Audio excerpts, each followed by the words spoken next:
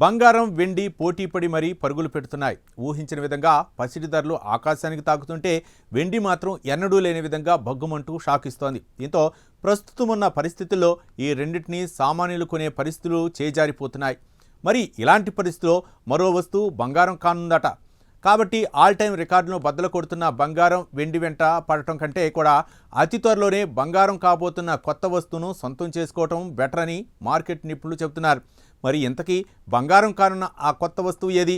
మెల్లిగా చీకటి గుర్రంగా మారబోతుందని నిపుణులు చెబుతున్న ఆ లోహం ఏది?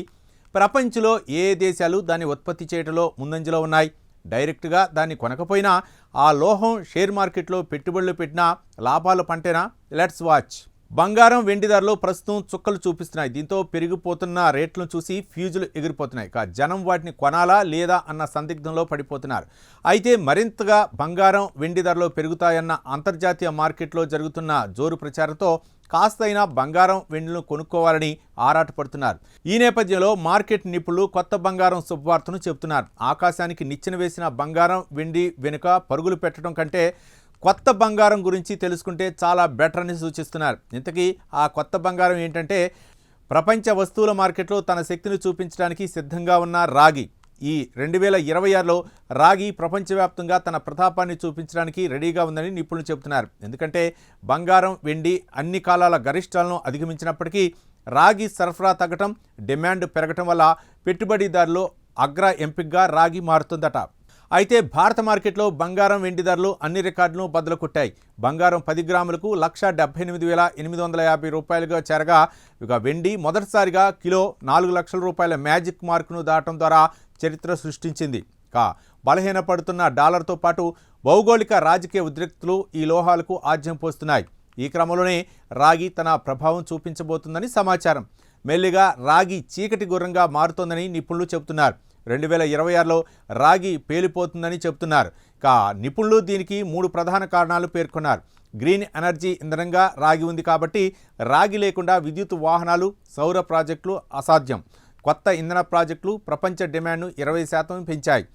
సరఫరాలో కొరత ఈ వస్తువు డిమాండ్ను మరింత ఎక్కువ చేస్తుంది. చిలీ, ఇండోనేషియా వంటి ప్రధాన రాగి ఉత్పత్తి చేసే దేశాలైతే ప్రస్తుతం ఆ దేశాలు మైనింగ్ అంతరాయాలను ఎదుర్కొంటున్నాయి.